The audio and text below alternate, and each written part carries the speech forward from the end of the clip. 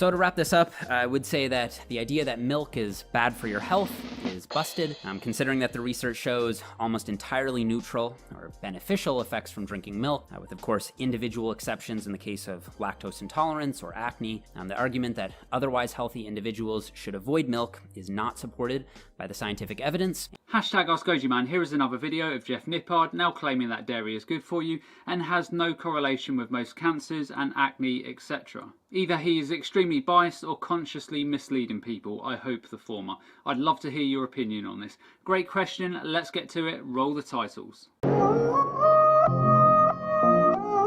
Welcome back. It's good to see you all again. If we haven't met before, then hi, I'm GojiMan. I'm currently finishing a Masters in Nutrition and qualifying as a nutritionist, and next year I'll be studying for a PhD in nutritional science. I do plant-based nutrition videos every other day in which I answer your health questions under the hashtag askgojiman. So if you have a question for me, then hashtag askgojiman in the comments below, and I'll choose one of these questions to answer in my next video for you. And without further ado, to the question. So the first thing that I always do when I make a response video is to look at the person making the video and their qualifications and academic background. Now, scientific qualifications don't necessarily mean you are more credible, as you can obviously get both good and bad academics and doctors. But what it does mean is that that person will or should have a fundamental understanding of statistics, research and epidemiology. Now, qualifications are not the be-all and end-all, because after all, if what you're saying is true, then qualifications are irrelevant. But if you are making claims in a highly controversial area, such as milk consumption, then you need at least a fundamental understanding of how to interpret the totality of the research and not just isolated studies. So Jeff Nippard has an undergraduate degree in biochemistry and will have covered modules such as biochemistry, cell biology, physiology, chemistry, genetics, metabolism and disease. Jeff is a self-proclaimed drug-free bodybuilder and powerlifter and runs a YouTube channel approaching 800,000 subscribers, and he also has a very large podcast. I'm assuming Jeff is a full-time YouTuber and makes his money through coaching, selling training programs and also merchandise. He is also associated with a number of different supplement products, which incidentally most of which contain milk-based proteins. Which is slightly ironic because Jeff talks in his video about the problems of studies being funded by the dairy industry and the conflicts of interest this creates, yet he earns a living being affiliated to selling milk-based protein powders and supplements. Look, that was a bit of a cheap shot on my part, and I should also note that Jeff sells or is associated to vegan protein powders too. But my point being here is that Jeff argues heavily in his video about milk being a super source of nutrition in terms of protein, vitamins and minerals. So if this is the case, then why would people need to purchase his glutamine powders, his bone and joint powders and all of the other concoctions he sells? Now, I see this a lot in YouTube channels, both vegan and non-vegan, where people flash up isolated studies to support their argument. But if you actually look at the totality of the research, then these individual claims and arguments are often very shaky, to say the least. So for example, if I wanted to say that cheese was healthy for you, then I could simply pick a meta-analysis study that supports this claim, but then I could be leaving out 400 other meta-analysis studies that say cheese is bad for you. I could also be missing out systematic reviews, randomized control trials, cohort studies, and also cross-sectional studies. So what I am getting at here is that isolated studies mean very little indeed. You have to look at the totality of available research, even more so when the studies aren't randomized clinical control trials in nature. And the reason this is so important is that as humans we have an innate tendency to make something out of nothing. Like seeing faces in clouds, thinking we have the run of the table, or that we can see patterns in nutrition and mortality. And it is our visibility of these patterns that help us make sense of this world in which we live. But all too often, our eagerness and oversensitivity leads us into thinking that certain patterns may or may not exist. And this is often down to biases towards positive evidence, biases towards prior beliefs, availability of evidence, and very worryingly today, biases in some of the social media influences that we follow. And I will dig much deeper into this later in the video. But let's give Jeff absolute benefit of the doubt here and hear what he has to say. Okay, welcome everyone to a new episode of Myth Bust Monday. This week we're going to be looking at the idea that milk and other dairy products are bad for your health. So first, where did this idea come from? Well, I think the bulk of these claims come from one of two main arguments. The first, and in my opinion, weakest argument is that there's just something unnatural about adults drinking milk, especially since humans are reportedly the only animal that drinks the milk of another animal. First of all, that premise is actually not correct. For example, feral cats and western gulls have been shown to steal milk from elephant seals in nature. But even if it were true, even if we were the only species to drink the milk of another animal, whether or not regular milk consumption occurs elsewhere in nature has nothing to do with its effect on our health. And I think basing our diets on what other animals are eating could lead to some pretty unhealthy or strange nutritional recommendations. So I kind of get the point that Jeff is trying to make here, but I personally think that is really important to look at all avenues for evidence. I see absolutely nothing wrong in looking at scientific data from the animal kingdom. I believe there is a lot we can learn about diets and nutrition from carnivores, herbivores and omnivores, and also archaeological science and bone biochemistry from both our near and far ancestors. So considering Jeff studied biochemistry, I find that a very weird statement indeed. I also think that his argument that humans are somehow substantially different from a biological, chemistry and physiological standpoint to everything else in the animal kingdom, again, very weird. Now, there may be differences in diet, metabolism, enzymes, physiology between us and many different animals, but essentially we are all the same. We eat something, we break it down, and then we excrete the waste products. Now, in any area of science, if you have 98 dots of evidence pointing in a certain direction and only 2 pointing in the opposite direction, then it is fair to assume that the 98 are more than likely correct. You should obviously do your due diligence to see why the 2 are anomalies, but essentially that is what they are, anomalies. So if 99% of species don't consume milk from other species, but Jeff and other people believe that it is essential for human health, what are these claims based on? After all, we have been drinking milk for a mere 7,500 to 8,000 years. So surely if it was essential for human health, then we would have sought out this food a lot further back in our history. So Jeff, please send me the body of science that you are basing this claim on. Not anecdotal evidence of a handful of scientists that believe that meat and dairy caused our brains to grow into what they are today. Actual studies that show cause and effect that milk has a pivotal role in our diet and that removing it from our diet will have negative health outcomes. But let's assume that Jeff is right and that we as the 1% shouldn't seek dietary guidance from the animal kingdom. Surely then the best and most logical source of evidence would be to look at human populations living long and healthy lives free of disease and look to see what role milk plays in their overall diets. So if we look at blue zones, and for those of you who are unfamiliar with blue zones, they are essentially regions of the world where people live much longer than the average life expectancies and also typically free of disease. So these areas are Okinawa in Japan, Sardinia in Italy, Nicoya in Costa Rica, Icaria in Greece, and also the Seventh-day Adventist in Loma Linda in the USA. So milk from cows doesn't figure significantly in any blue zone diets except for a few of the Adventists. So goats and sheep's milk do figure in the Icarian and Sardinian diets, but again they are in very small amounts that any negative effects of the milk would be being offset by the amount of fruits and vegetables that these people are consuming. And in fact, the goat's and sheep's milk isn't usually consumed in liquid form, it's more likely to be consumed after being fermented, so either yogurt or cheese. And these often contain lactase, which is assisting the body breaking down the lactose,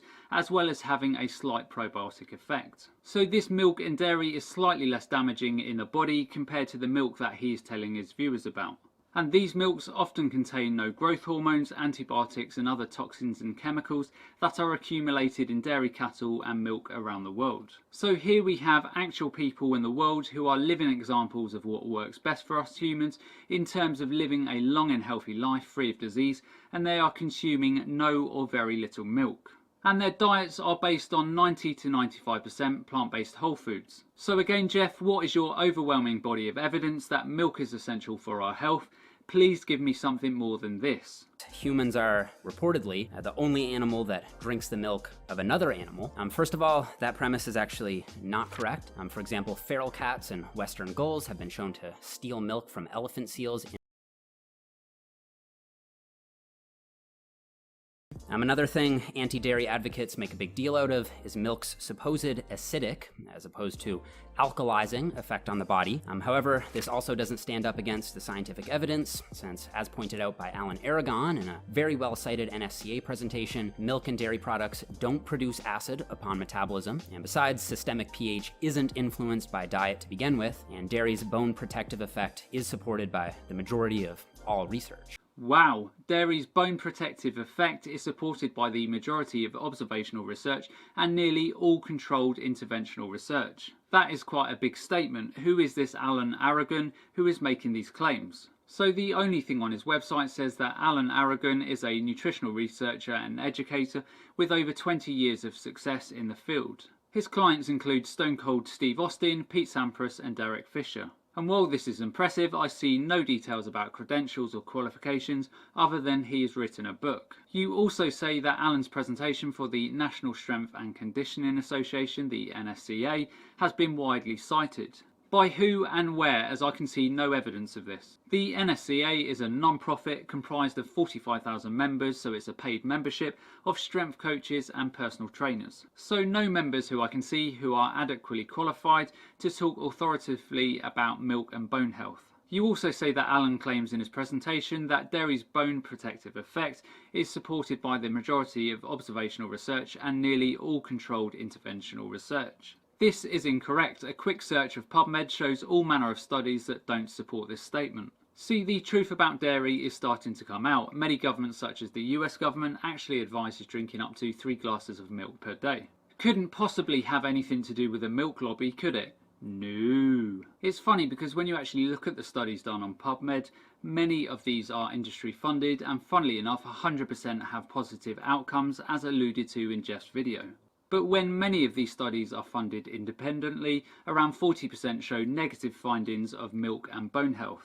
Now you could possibly argue that 40% is a low amount, but you have to take into account that independent studies looking at milk and dairy have really only gained momentum over the last 25 years. So on its current trajectory, these percentages will increase as time goes by. And hypothetically, even if these didn't increase much past the 40%, it's still a large number when potential bias has been removed. So for you to make a video saying that dairy's bone protective effect is supported by the majority of observational research and nearly all controlled interventional research, well, quite frankly, this is false and a lie. Which is why I said previously, it's really important that you look at the totality of the data available and you don't cherry pick to support your argument. For Christ's sake, even the study used by Alan Aragon to argue his point, the researchers actually said osteoporosis is a disease with many contributing factors. Although heredity has great influence over the potential for developing osteoporosis, there are many modifiable environmental factors that can significantly alter risk, including exercise and nutrition.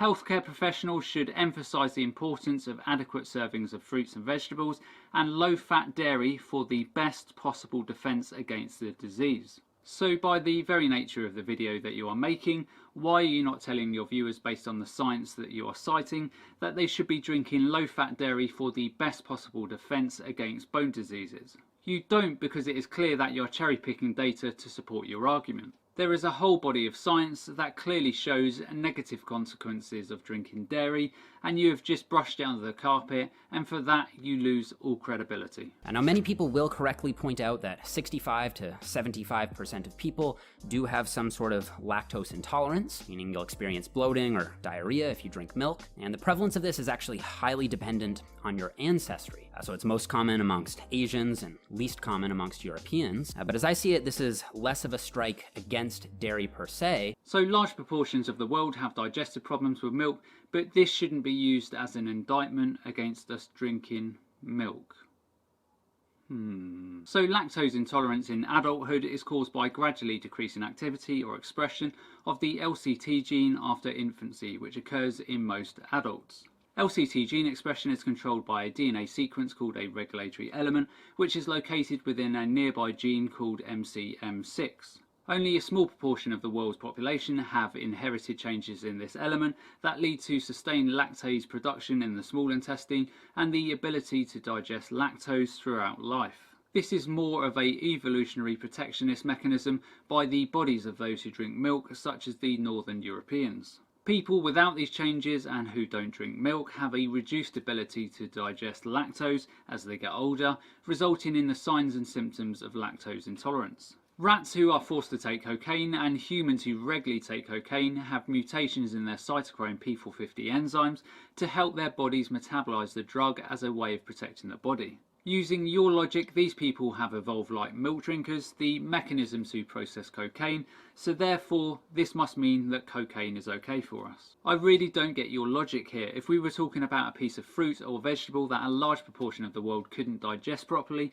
you would simply be saying just stop eating the fruit and choose something else. So what does the actual scientific research have to say about dairy and its effect on health? Well, let's start with a brand new meta-analysis published just last year, looking at 29 studies totaling over 700,000 participants, which found no associations between dairy and milk consumption and all-cause mortality or total deaths, coronary heart disease, or cardiovascular disease, which is in agreement with several other meta-analyses. Now, I've already touched upon this earlier. You are simply looking at isolated studies and not the totality of the body of evidence. Yes, there is clearly a large body of evidence as it stands that milk is okay for bone health. But when you take out funded studies, you get a totally different picture. I think a perfectly reasonable critique of this study is that it is funded by the Global Dairy Platform and the Dairy Council, and I think that funding bias is a serious problem in the scientific community, especially in the case of pharmaceutical funding. Now, we could just take the author's published word and the nod of the peer reviewers that the funders had no role in the study design or data collection,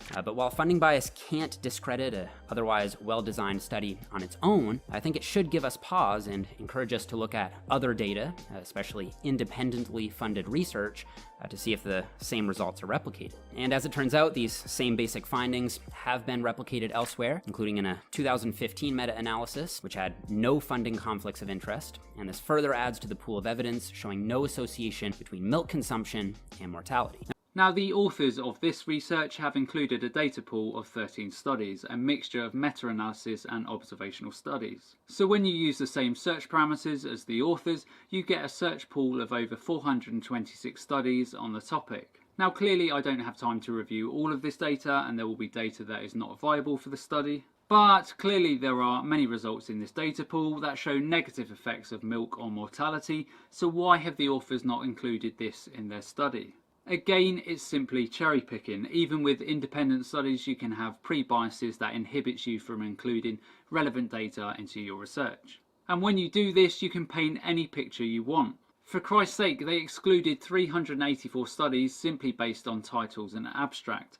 This is not science. Now, when it comes to cancer, the data is a little bit more mixed. According to one excellent 2016 review, you can see here in the figure that they looked at pretty much every health outcome related to dairy, and the labeling's a bit confusing, but basically the down arrows actually indicate a favorable health effect from drinking milk. Now, the sideways arrow means a neutral effect, and the up arrow means a bad effect. And importantly, 4 different cancers were all positively impacted from dairy intake. And then a bunch of stuff showed a neutral effect. So as we said, mortality, and then these 3 other cancers over here. And in fact, the only bad outcome was for prostate cancer risk, and even this was actually neutral to adverse depending on the data set that you're looking at. So this led the authors to conclude that the benefit of the protective effect of milk and dairy on the common and serious colorectal cancer is judged to outweigh a potentially increased risk in prostate cancer. And that, of course, isn't to mention the other 6 cancers that dairy had a positive or neutral impact on. Now, this study is so poor. There are no statistical methods demonstrated in the study.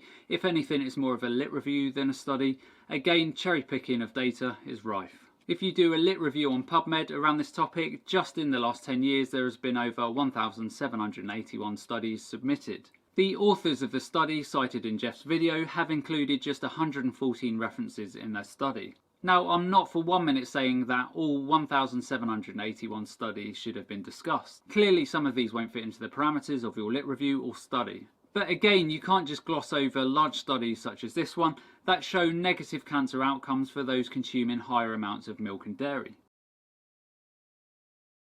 And again, the study has a massive long list of conflicts of interest and funding. It's beyond a joke. I think it's important to recognize that all the data we've looked at so far has been correlational, so it is possible that confounding variables are skewing the results. So for example, it's possible that the people who tend to drink more milk also just tend to have more nutritious diets overall. And while I think future research can help discern these issues, according to the weight of the current evidence, I think milk should still be considered a nutritious beverage that you can include in your diet, especially considering just how rich it is in protein, minerals like calcium and potassium, and vitamins like vitamin A and B12. And that's not to mention its other benefits like increasing muscle mass and improving satiety. So again, we are also talking about perceived benefits, but milk doesn't just contain protein, vitamins and minerals. So if you're going to make a balanced video about milk in which you cite science, then you have to give all sides of the argument. So you've not talked about cholesterol and saturated fat, hormones, antibiotics leading to antimicrobial resistance, casein and its impact on cancer risk, type 1 diabetes and MS and their increased risk from consuming milk and dairy, or even pesticide exposure in dairy. You can't just cherry pick a couple of studies without looking at the total landscape and the complexity of what's in milk and dairy just because you don't agree with some of the negative aspects. Well, actually, evidently you can. So just before we wrap this one up, I want to quickly comment on the link between dairy and acne. Now, there's not much data on this, but one 2017 systematic report concluded that milk and foods with a high glycemic burden are the best candidates for food-triggered influence. However, it's not currently possible to set out evidence-based nutritional recommendations for preventing acne. A later paper published this year also found a positive relationship between dairy consumption and acne occurrence, but this didn't apply to yogurt or cheese. So I'd say that when it comes to skin health, the data is extremely limited. So on a supposed systematic review of the data, this study has just 10 references. Again, there is a sizable data pool of diet milk and acne research on PubMed, despite Jeff telling you otherwise. It is beyond a joke that Jeff actually puts this type of data in front of people and then acts as if he is presenting comprehensive evidence. I would like to assume that it's just a high level of personal bias rather than pure deception, but even I am starting to doubt his motives. Vegans are often lambasted for cherry picking data, and rightly so, but this is probably one of the worst examples I've seen online of pure and absolute bias. So that's the end of today's video. I hope you've all enjoyed. As always, if you have a question for me, then hashtag askgojiman in the comments below, and I'll choose one of these questions to answer in my next video for you. And as always, remember to look after your body because it's the only place you have to live. And I'll see you next time.